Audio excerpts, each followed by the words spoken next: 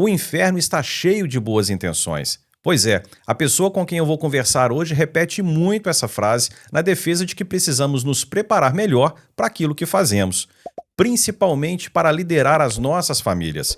Afinal de contas, somente uma boa intenção nunca será suficiente para poder fazer algo com qualidade. Eu estou falando de Magda Gomes Dias, que tem uma bela história na área da educação parental há mais de 20 anos, tendo inclusive formado milhares de profissionais em diversos países.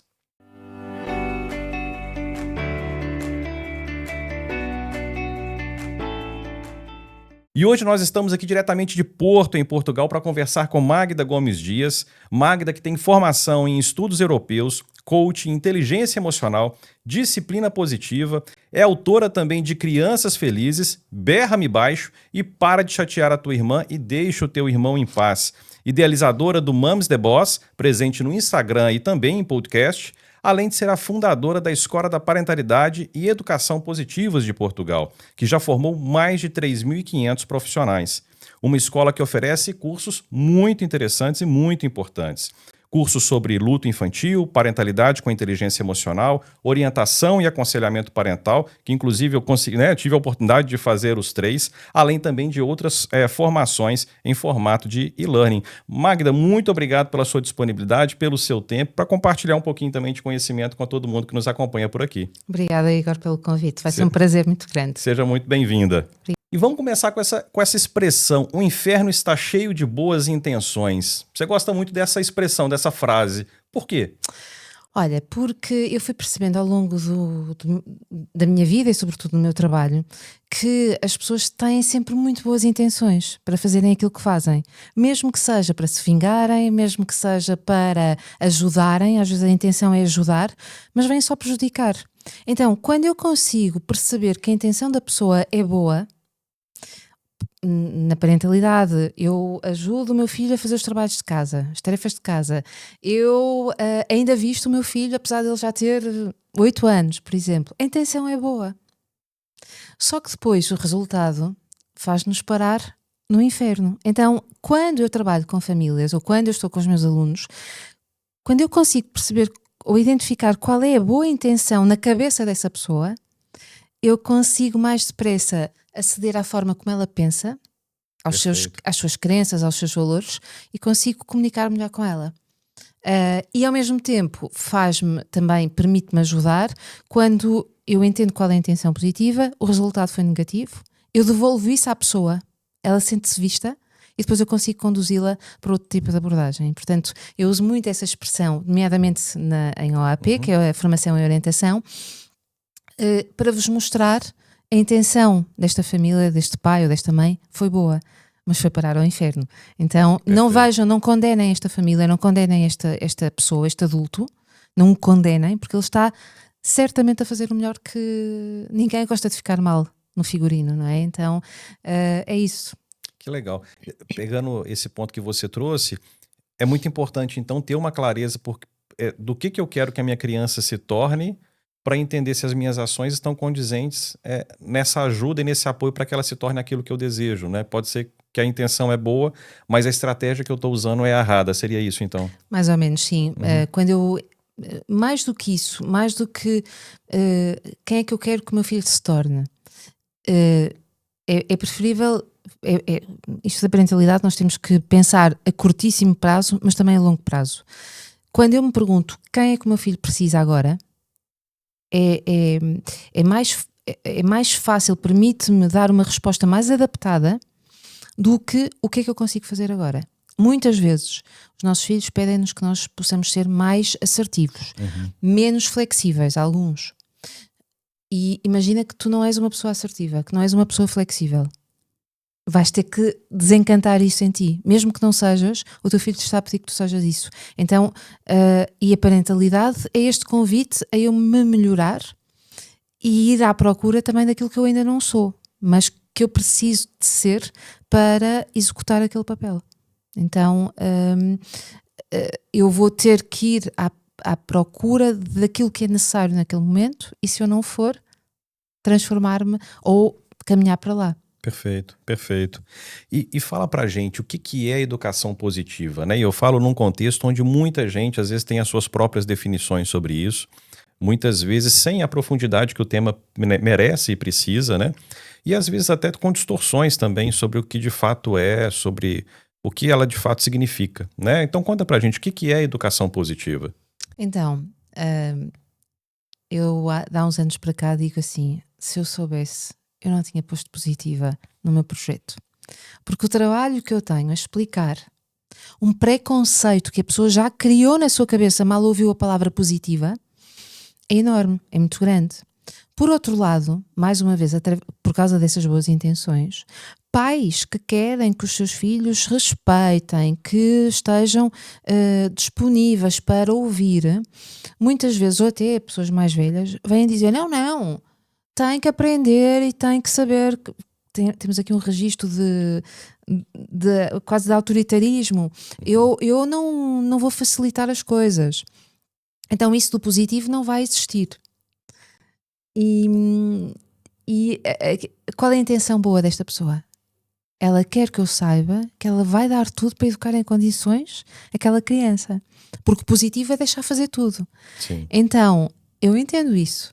E agora vamos à definição. Então, educação positiva é no nosso modelo, porque existem, isto também é um ponto importante a trazer, existem vários modelos de parentalidade positiva, de educação positiva. Ingleses, americanos, existem políticas de parentalidade positiva, por exemplo, ao nível da Europa. E no nosso modelo nós definimos parentalidade positiva como sendo uma filosofia que tem por base o respeito mútuo entre pais e filhos. E agora, quando eu digo respeito mútuo, vamos logo dar ali a uma barreira, que é: mas eu respeito o meu filho. A maior parte dos pais quer muito respeitar os seus filhos.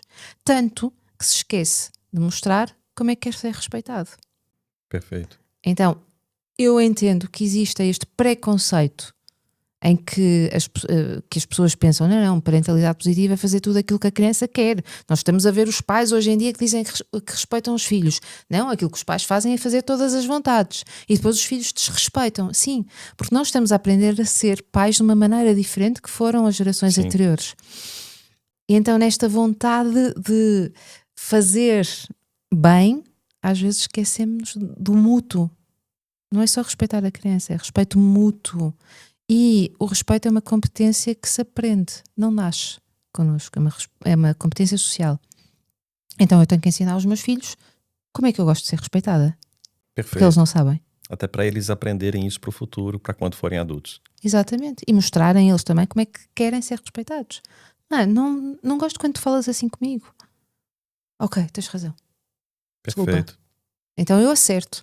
E também lhes digo: olha, eu não vou continuar esta conversa enquanto tu não mudar. Quando estiverem mais calmos, continuamos. Eu não me sujeito a isto. Sendo eles meus filhos ou não. Não é? Porque eu também me respeito. Sim. Então esta questão de respeito mútuo é um grande início da parentalidade. Porque a parentalidade não podemos esquecer, sobre os pais, e é uma relação. Isto é aquilo que eu mais defendo. É uma relação. Perfeito, perfeito. Então, para ficar claro, a educação positiva ela não prega a permissividade. Não, de todo. É um exercício que nos coloca a refletir muito. A permissividade é mais fácil.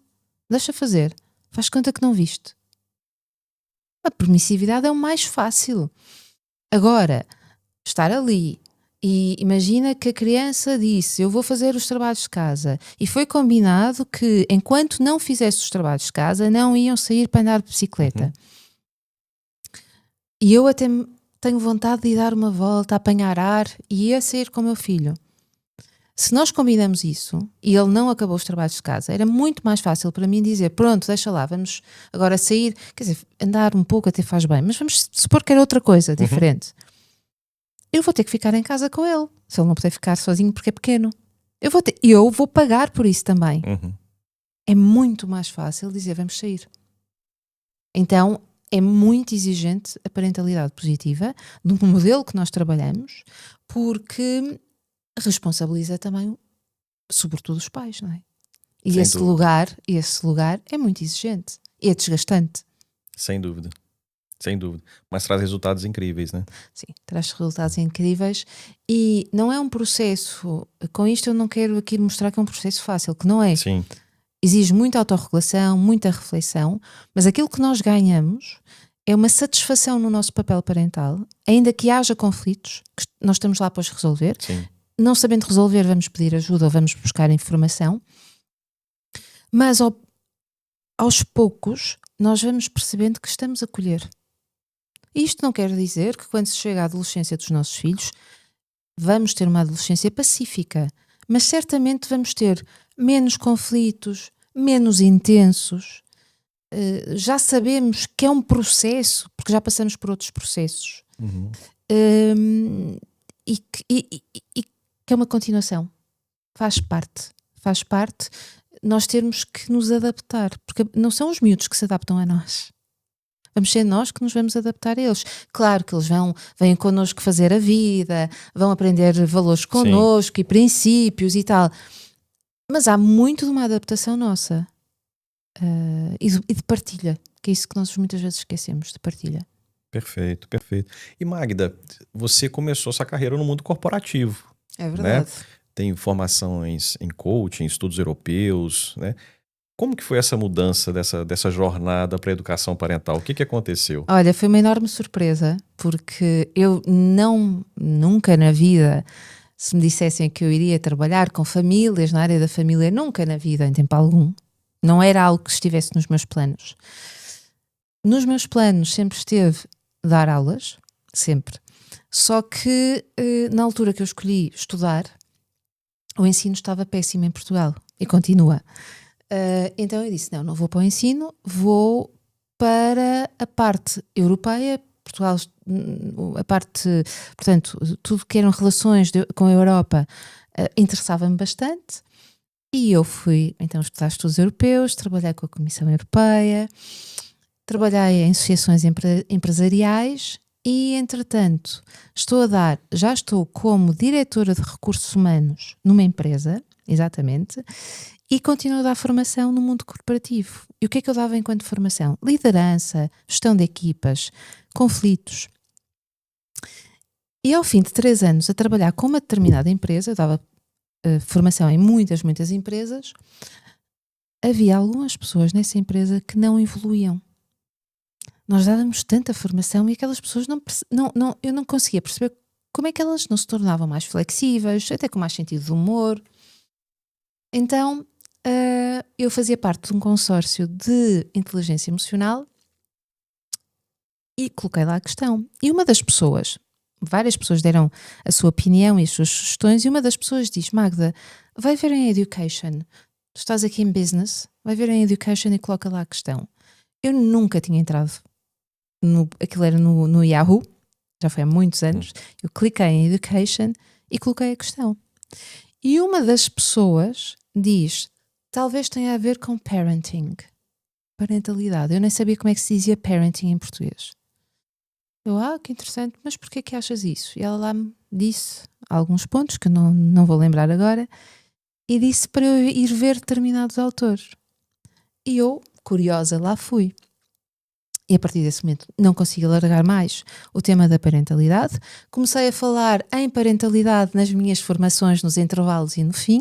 Comecei a estudar cada vez mais, até que há um dia que uma turma me pergunta se eu não podia dar um bocadinho mais sobre o tema da parentalidade. E eu fiquei a pensar, caramba, isto não é muito diferente daquilo que eu ensino aos adultos. Sim. Porque a parentalidade tem conflitos, tem liderança, não é? Tem muita comunicação, exige muita inteligência emocional e, na verdade, é uma relação com umas relações que eu estava a trabalhar nas empresas. Sim. Então, a ponte que eu faço é imediata. Existe ali algum afinamento, porque temos aqui processos de crescimento, temos ligações importantes, que são as ligações parentais, mas no fundo, aquilo que eu estou a trabalhar é com o adulto.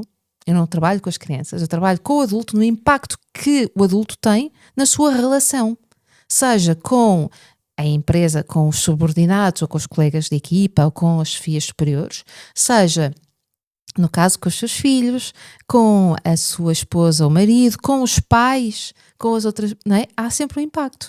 Então, é de adulto, continuo a falar para adultos, e o impacto que esta relação pode ter, não só na criança, mas existe outro ponto que a mim me interessa bastante, que é a satisfação dos pais. É muito importante que os pais se sintam felizes. Por isso é que nós temos aquela equação: pais felizes, filhos felizes. Perfeito. Se eu tiver satisfação na minha relação parental, ainda que haja muitos conflitos, ainda que seja desgastante, eu sou melhor pessoa. Eu torno-me melhor pessoa. Eu facilito a vida a minha e a dos outros. Então é muito interessante este trabalho na área da parentalidade e trazer a satisfação para os pais. Não Que é só legal. para os filhos. Porque eu trabalho com os pais, não trabalho com os filhos. Que legal. E a escola veio a partir disso. Sim. E você imaginou lá atrás que a escola se tornaria o que se tornou hoje como referência e que esse tema da educação parental ganharia essa proporção que tem hoje? Nada. Nunca. Eu não me imaginava a criar o Mums the Boss. Quando eu criei o Mums the Boss, eu já tinha 3 blogs. Olha só. Já tinha 3 blogs onde falava sobre liderança, comunicação, e um deles eu escrevia em inglês, o outro era só sobre coisas minhas e o outro era sobre liderança. E então eu criei o Mums the Boss com o objetivo de partilhar, de dizer aquilo que eu conhecia, que eu gostava, que eu achava que ia fazer diferença. E o projeto começa a crescer, a crescer, a crescer. Eu continuo a dar formação, a trabalhar enquanto RH, e um dia sou contactada por uma editora para escrever um livro. Eu disse: alto, está a ficar interessante. Eu já estava a dar formação na parentalidade e continuei, escrevi o segundo livro, Berrambaixo, continuei até que dei por mim a acordar todos os dias às 5 da manhã. Já estava em part-time na empresa e um belo dia acordei e disse: não dá. Uma das coisas vai implodir. E eu adorava o meu trabalho, adorava o que fazia, mas não tive dúvidas que era na parentalidade que eu tinha que continuar, e é nesse momento que eu criei a escola. Que legal, que legal. É isso. E hoje você forma, a gente até falou no início que você forma milhares de orientadores parentais hoje, né? Além também de formar pais, mães, né? Mas focando na figura do orientador parental, qual que é o papel do orientador parental nas famílias? Porque hoje acho que ainda fica muito confuso, né, para pais e mães. É uma profissão que está crescendo ainda precisa de ganhar uma proporção muito maior pela importância que tem, né? Mas qual que é o papel desse orientador parental na vida das famílias? Como que ele pode ajudar? Olha, ainda bem que traz essa questão, porque muitas vezes procura-se, por exemplo, um psicólogo para o filho, quando a questão está do lado dos pais. Outras vezes os próprios pais procuram psicólogos para os apoiarem e não temos ali nenhuma questão de saúde mental. É mesmo a questão de não saber fazer. E não é educar a criança. Não tem a ver com educar a criança, tem a ver com relacionar-se com a criança. Corrigir a criança. Há pais que só sabem corrigir os filhos aos berros. Há pais que só conseguem ter a atenção dos filhos quando ameaçam ou subordam. Há pais que não têm inteligência emocional porque não sabem qual é o seu papel. Estão... eu não vou dizer muito próximos, porque é importante nós estarmos próximos dos filhos, mas não assumem o seu papel enquanto orientadores da sua própria família. Então, o orientador parental, o que é que ele vai fazer? Vai identificar onde é que estão as resistências naquela relação. E mais uma vez, isto não é terapia de família, porque a terapia de família também vem trabalhar questões relacionadas com saúde mental. E então nós vamos, e até do próprio casal, então nós vamos trabalhar o quê? A relação, a comunicação, a forma como nós, por exemplo, colocamos limites, somos flexíveis, abrimos exceções, chegamos àquela criança. Eu tenho pais que me dizem assim: Magda, mas eu ouço o meu filho, eu acolho as emoções do meu filho. E quando nós vamos a ver, aquele pai ou aquela mãe estão a insistir com o filho: eu sei, filho, eu sei que tu não queres, mas tu vais ver, vai ser bom, vá lá, eu depois vou-te dar isto. E eu pergunto: mas eu tenho que negociar naquele momento? Eu tenho que explicar as coisas 4 vezes? É importante explicar 4, 5. Então o que é que está aqui a falhar? Mas ele não aceita, mas eu falo, eu ouço, eu acolho as emoções. E eu pergunto: mas porquê que o seu filho de 3 anos, porquê que é importante para si que o seu filho de 3 anos aceite isso? E depende do que é isso, Uhum. não é? Estou aqui a recordar-me de uma história de uma mãe que ela me perguntava: Magda, e eu às vezes estou 1 hora à saída da escola para que o meu filho de 3 anos entre no carro. Eu perguntei: 1 hora? Sim. E como assim 1 hora? Conta-me, explique-me. Ela explicou e que ela insistia. Ele dizia: mas eu quero ir brincar mais um bocado. E ela deixava o filho ir para o parque. E depois o filho voltava. E eu perguntava-lhe: mas olha, porquê é que não pegas nele ao colo e o metes na cadeirinha? E a pergunta dela deixou-me, sabes, sem chão. A pergunta foi: e posso? Porquê é que não podes? Porquê é que não podes pegar no teu filho de 3 anos, mas se ele chorar e se ele não quiser? E então? Ele tem 3 anos. Ele pode decidir isso? Tu podes deixar, porque estás com tempo. Mas por que razão é que vais deixar o teu filho de 6 anos à tua espera, à vossa espera, porque o mais novo não quis entrar no carro? Então, este lugar de nós temos autoridade parental, e agora vou pôr outra palavra, que há pessoas que não gostam da palavra autoridade, liderança parental, Perfeito. passa muito pela forma como nós comunicamos, identificamos qual é o tipo de pai ou mãe que eu preciso ser para aquele meu filho, sou emocionalmente inteligente, estou autorregulada e faço aquilo que tenho que fazer. E tu dizes-me assim, mas isso é simples, não é? Não é, porque é uma relação. Sim. Nenhuma relação, quando é importante para nós, é simples, não é simples. Então é isto que nós fazemos. Nós identificamos qual é a questão, a dificuldade do adulto, nunca é a dificuldade da criança, Sim. é a dificuldade do adulto para chegar à criança e trabalhamos em cima disso. Fazemos roleplay, vamos experimentar uma estratégia, experimentamos outra, trabalhamos muito a comunicação, o que é que a pessoa diz, o que é que não diz, e é muito bonito. É um trabalho muito interessante. Não tem preço aquilo que se consegue. É uma satisfação muito grande da família. Que legal, que legal. E por isso que você diz, quando se consegue algo muito bom e se transforma a realidade familiar, você diz, é por isso que fazemos o que fazemos, né? É isso. E É é por isso muito que bonito, de fazemos fato. o que a gente faz. É muito, muito bonito. E lá está, nós trabalhamos aqui competências parentais. Nós capacitamos as famílias. Não trabalhamos saúde mental. E acontece muitas vezes trabalhar em paralelo com psicólogos, pedopsiquiatras, terapeutas da fala, psiquiatras também, em conjunto com eles, porque existem depois valências que ou são os próprios psicólogos que dizem é preciso aqui uma componente de capacitação parental, então vêm para nós, ou nós dizemos eu acho que tem aqui algo que tem que ir ver, talvez aqui uma pequena depressão, não sei, era importante ir ver, ou talvez aqui alguma questão que eu gostava que fosse visto por um pediatra de desenvolvimento, às vezes é uma questão de neurodivergência, uma suspeita, nós não fazemos diagnóstico, mas quando achamos que há ali algo mais, então é importante tirar aquele nó e fazemos este paralelo com outras áreas que são fundamentais. Perfeito, perfeito. E olhando pelo lado das famílias, qual que é o momento ideal para uma família? Como que ela pode se perceber, o pai e a mãe, para entender se esse profissional do orientador parental pode ser um apoio que ela precisa naquele momento? Como ter essa autopercepção sobre o momento de buscar um apoio, uma ajuda?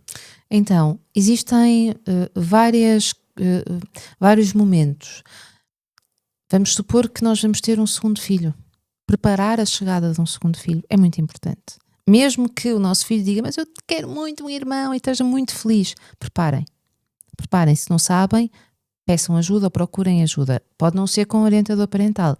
A vantagem do orientador parental é que ele vai trabalhar em cima da vossa realidade. Uma coisa é ler um livro, outra coisa é termos ali alguém que nos quer conhecer, que nos faz muitas perguntas, que percebe as nossas próprias dinâmicas, com até os nossos irmãos, quais são as expectativas que temos, a natureza do nosso filho e nos prepara para o período da gravidez e do primeiro ano. Não há problema nenhum, mas nós estamos a antecipar situações. Uhum. Depois temos pais que se querem preparar para a adolescência, pais que ainda não são pais, estes são poucos, que ainda não têm filhos ou estão grávidos de primeiro filho e querem se preparar. Perfeito. E depois temos aquelas situações que são recorrentes. O conflito vai acontecer, isso sabemos. Agora, se o conflito acontece muitas vezes, ninguém tem filhos para se andar a chatear. E se eu continuo a ter problemas com aquele meu filho, com os meus filhos, e a coisa continua a acontecer, e está a trazer prejuízo, porque às vezes nós crescemos com os conflitos, mas está a trazer prejuízo, eu não gosto quando aquilo acontece, não gosto da forma como eu resolvo a situação, não gosto da maneira como os meus filhos se sentem, isto começa a ser o prato do dia, então está no momento de resolver a situação.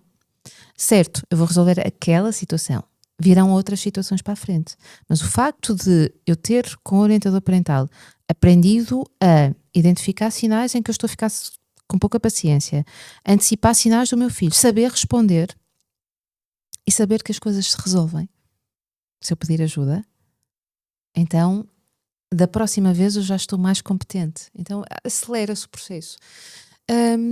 E depois existe outro momento que é, se eu estou sempre a pedir ajuda aos amigos, ou se eu estou a ir de post em post no Instagram, ou a comprar livros atrás de livros e as coisas não melhoram, caramba, parem com tudo e vão pedir ajuda, pelo amor de Deus. Ninguém merece isto. Perfeito, perfeito. E você comentou também que em alguns momentos as famílias buscam um psicólogo, seja para si, para o pai e para a mãe, seja para a criança, né? Qual que é a diferença ali fundamental que é importante as famílias perceberem entre o orientador parental e entre esse psicólogo que vai ajudar talvez de outras maneiras? Sim, o psicólogo vai trabalhar as questões, por exemplo, olha, vou trazer aqui um exemplo muito concreto que acredito que muita gente se vai rever nele. Alguns de nós tivemos educações muito autoritárias, certo? Pais muito autoritários, castigavam, alguns batiam, humilhavam, diziam coisas muito feias. E nós dissemos, eu nunca vou fazer isto com os meus filhos. Nunca. Eu vou ser aquele pai ou aquela mãe que escuta, que está disponível, que não vai castigar, que não vai querer bater, que não vai gritar. Porque isso marcou-me muito. Enquanto essa marca, essa ferida lá estiver, ela vai acompanhar-nos. E muitas vezes não nos vai permitir ser o pai ou a mãe que nós queremos ser para os nossos filhos, porque vamos ter sempre essa memória. Então, se eu tiver que repreender, eu não vou repreender. Eu vou muitas vezes ser permissivo. Eu vou dizer aos filhos, oh meu amor, não batas no teu irmão dessa maneira. Que não posso dizer com este tom de voz, porque ele não vai entender que ele não pode continuar a fazer aquilo. Mas porque a minha memória de passado, a forma como o meu pai ou a minha mãe me chamou a atenção, ou me chamava a atenção, era dura, magoava-me, então eu vou passar do 8 para o 80. Isto sim tem de ser trabalhado em terapia. Só que o que não é trabalhado em terapia é o saber fazer. Pontualmente pode, não, tem que ser mais assertiva. Na orientação parental, nós vamos dizer, ok, olha, Teresa, está com essa questão, certo? Mas a sua história não pode vir para a sua história com o seu filho. A sua história com a sua família tem que ir trabalhar do outro lado. Agora, nós aqui vamos capacitá-la para corrigir o seu filho, para não ter que repetir as coisas tantas vezes, para ajudar os seus dois filhos que estão a ter sistematicamente conflitos, para isso diminuir, para eles conseguirem entender sem que a Teresa tenha que tomar partido. Perfeito. Então nós vamos trabalhar. O que é que está a ser dito? O que é que está a ser feito? Ok, agora vamos experimentar fazer desta maneira. Quando o seu filho se dirigir assim nesse tom, diga que não quer continuar a conversa, que não tem condições. Mas se ele insistir, então aí nós, então isso insiste. O que é que vai fazer? Então vamos trabalhando nisto e as ferramentas que as famílias levam são muito interessantes. Então cada situação tem o seu lugar. E os filhos, a maior parte das vezes, não precisam de acompanhamento em terapia. Perfeito. E esse é um outro ponto que é importante ressaltar, porque muitas famílias acabam procurando a orientação parental com o intuito de corrigir os filhos, Sim. né? Meu filho não fala o que eu falo que ele precisa fazer, não cumpre regras, não tem responsabilidade. Isso necessariamente vai passar pelo pai e pela mãe. É isso mesmo? Passa pelo pai e pela mãe? Esse comportamento do filho, eu posso dizer que ele é resultante da forma como esse pai e essa mãe estão liderando essa família? Nem. Então, há muito daquilo que os pais fazem. E os pais que trabalham comigo não têm a permissão para desistir. Eu não deixo. não está a funcionar dessa forma, vamos experimentar de outra maneira. Deixou de funcionar, claro, vai deixar algumas vezes, vamos experimentar de outra maneira. Há um impacto da educação, naturalmente, mas há um impacto da natureza da própria Perfeito. criança, certo? Quem tem mais do que um filho sabe perfeitamente disso. E normalmente o primeiro engana-nos, porque o primeiro é muito normalmente é muito certinho e nós dizemos, isto é o exemplo da nossa educação. Eu sou uma mãe carinhosa, atenta, quando tenho que colocar limite, coloco. Chego ao segundo e nós dizemos, bolas, isto não funciona. Aquilo que eu fiz com o primeiro não está a dar resultado. Então não é o pai nem a mãe, é a criança que tem a sua natureza e que precisa de um pai diferente e de uma mãe diferente daquele que eu estou a ser para o mais velho. Perfeito. Então, as duas situações. E agora vamos, assim, eu aqui posso concluir. Então, de facto, são os pais que se têm que adaptar. Sim, então está na mão dos pais. Está, porque eles têm que responder àquele filho, à natureza daquele filho. E há filhos que para uns pais são mais desafiantes, para outros menos. É assim. Perfeito. E pela sua experiência como orientadora parental, à frente da escola, com um monte de casos que você já pôde conhecer, quais são as maiores dificuldades hoje da família? Olha, a maior dificuldade que eu encontro, e alguns pais não têm essa noção, algumas famílias não têm essa noção, ou têm, mas depois avançam, é nós estarmos muito sós. Nós estarmos mesmo muito sós. Nós não temos uma rede de apoio, a maior parte das famílias não tem uma rede de apoio forte, segura, em que eu nem tenha que pensar que eu preciso de uma rede de apoio. Então, eu lembro-me de, antigamente, se os meus pais tivessem que sair rapidamente de casa, eu podia ficar com uma vizinha. A vizinha ia cuidar de mim. Eu recordo-me quando eu era nova, miúda, ir para a casa dos meus primos e eles viviam num prédio e nós íamos brincar e os meus tios podiam não estar em casa e se não estivessem em casa íamos lanchar a casa de alguém. Se alguém não tivesse a chave de casa, vinha para a casa dos meus primos e ficava lá. E não havia telemóveis, mas nós sabíamos mais ou menos com quem é que podíamos ficar. E havia sempre, isto é uma coisa muito interessante, deixou de haver, havia sempre alguém à janela. Atento. As crianças brincavam no parque interior do prédio e havia sempre alguém que estava à janela. Ou a ver as crianças brincarem, as janelas às vezes estavam abertas para se ouvir. Havia sempre mães que se reuniam e estavam ali disponíveis. Então, mesmo que a rede de apoio não fosse a família, eram os vizinhos.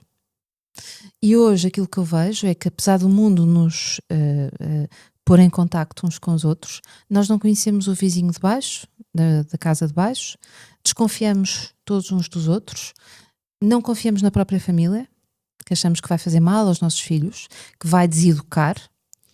Então talvez este seja o nosso maior desafio. A escola é uma ameaça porque não querem saber dos nossos filhos, porque são números, mas os professores estão lá dedicados e quem vai para professor quer mudar o mundo, em princípio, mas depois a burocracia é uma chatice e estamos todos muito sozinhos. E talvez este seja o nosso maior desafio, cada vez mais isolados.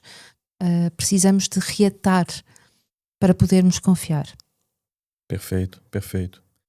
E nesse cenário de dificuldades, né, a solidão em muitas situações, outros desafios em outros, né? Por onde que as famílias podem começar, né, para tentar se reorganizar, né? Porque uma coisa é fato, né? Se as coisas não estão a correr bem, se há muitos conflitos, se o meu dia a dia ele não está sendo repleto de momentos felizes, porque a gente sabe, a felicidade ela não é permanente, mas a gente precisa desses momentos recorrentes de felicidade. Por onde as famílias podem começar para tentar transformar esse contexto? Olha, eu começaria por um exercício de perguntar-me o que é mesmo importante. Não são as famílias que devem começar, é cada pessoa por si, individualmente. O que é que ela quer mesmo?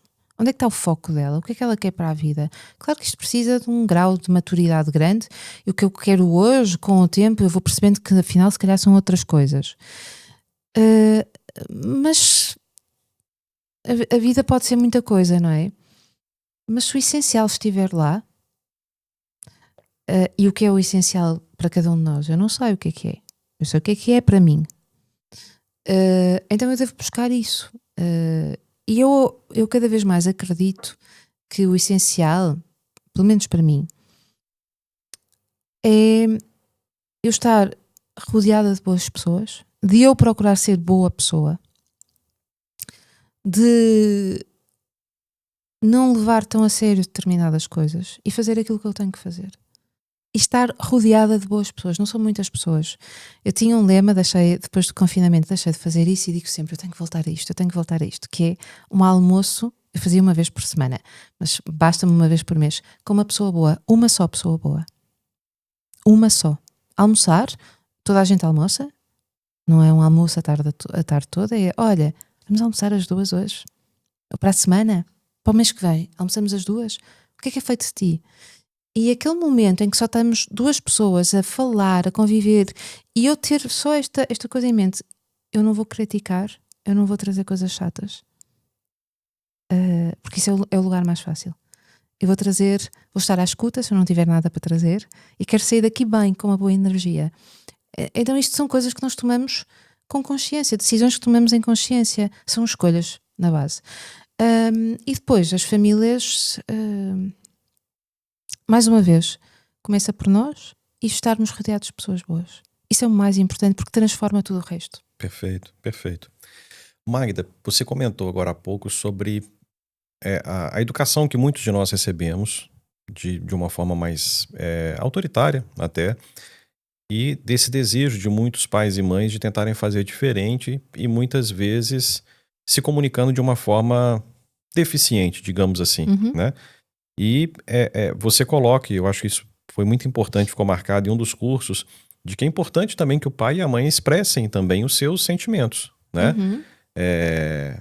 Para a criança entenda que é sim permitido expressar os seus sentimentos, claro, com respeito, né?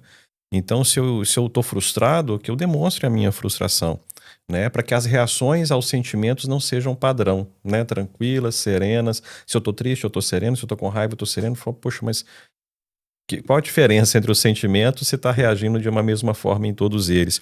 Qual que é a importância, né? Eu estou com raiva, eu demonstro que eu estou com raiva. Se eu estou insatisfeito, eu demonstro que eu estou satisfeito. Frustrado, infeliz. Qual que é a importância dessa demonstração de sentimento e de ser de fato verdadeiro, né? Com as crianças também nesse processo? Então, comunicar as nossas emoções, os nossos sentimentos é muito importante, e ser congruente, ou seja, a cara tem que bater com a careta. Eu não sei se esta expressão existe no Brasil, Mas fica claro. mas fica claro, não é?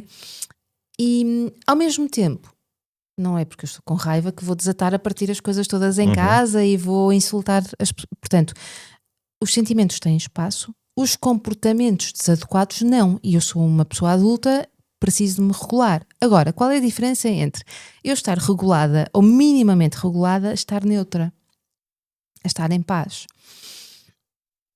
A diferença é, numa situação, eu não estou regulada, ou eu não estou em contacto com as emoções, ou eu desligo das emoções e portanto não estou a viver mesmo. E outra coisa é estar regulada e os meus filhos entenderem que algo se passa comigo, que eu digo, eu agora não estou disponível, eu agora não estou bem. Porquê? Porque estou chateada, porque estou... E eles vêm e eu digo, não, agora não. E às vezes, e não é porque eu tenho um livro que se chama Berra-me Baixo, o livro, logo no início, não vou fazer spoiler, diz o objetivo deste livro não é deixar-nos gritar por completo, mas é criarmos uma relação de maior significado com os miúdos, sabendo navegar o mar das emoções. É bonito quando se diz. Mas, dizia eu, se eles insistirem, eu fazer uma voz de comando. Pá, chega, agora não. E eles entendem, ok, aquilo deve ser raiva, ela está chateada. Como aqui há umas semanas... eu cheguei a casa, ia buscar o meu filho para o levar a uma atividade, ele entrou e eu estava mais lenta e devia estar... eu estava preocupada. E ele olhou para mim e disse, está tudo bem? Eu disse, porque estava tudo bem. Eu estava preocupada com uma coisa que não era importante, mas estava a consumir a minha atenção. Ele, pareces triste. Eu disse, não, eu não estou triste, eu estou preocupada. Ele, posso ajudar-te? Disse, não, não. E ele entendeu que eu estava... Eu partilhei com ele. A minha tensão, a minha expressão comunicava-me... Se calhar naquele dia comunicava um bocadinho mais tristeza, não sei. Mas ele percebeu que eu precisava daquele espaço. E só percebeu isso porque eu fui comunicando isso ao longo dos tempos. E se eu estiver chateada com alguém, eu vou dizer, hoje estou muito chateada contigo. Hoje estou chateada com esta situação. Ou estou chateada com o pai. Ou estou chateada comigo porque me arrependi de uma coisa que fiz. Por exemplo, há espaço. Há espaço para as coisas mais intensas. E mais negativas, sobretudo as mais negativas que nós não gostamos de falar. Perfeito, perfeito. Sim, eles aí entendem que os pais também precisam ter o seu espaço. Perfeito. E que é permitido sentir qualquer coisa. Claro, com o limite de respeitar ali o limite do outro, né?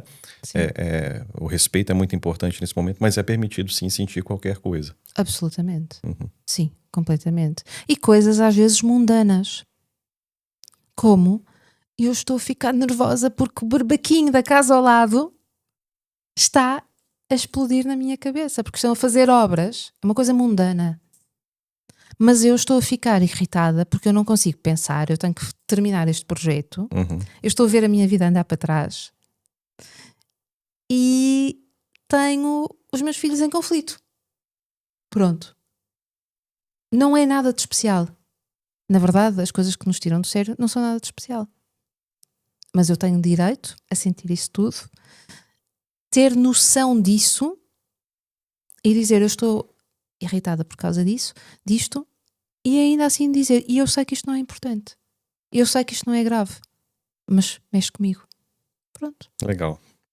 Bom, a conversa aqui tá muito boa, muito longa, então nós vamos fazer o seguinte, nós vamos cortar esse episódio aqui agora e no próximo episódio a gente continua com a segunda parte aqui dessa conversa que tá muito gostosa com a Magda Gomes Dias, da Escola da Parentalidade e Educação Positivas de Portugal. Então não deixa aí de dar o seu joinha, de compartilhar esse episódio aí com seus familiares, com seus amigos, com todo mundo que você gosta, para que o Pai Descer no Paraíso alcance um número cada vez maior de papais, de mamães e de cuidadores. Então, não perca o próximo episódio com a segunda metade dessa conversa aqui maravilhosa. Um forte abraço e até lá!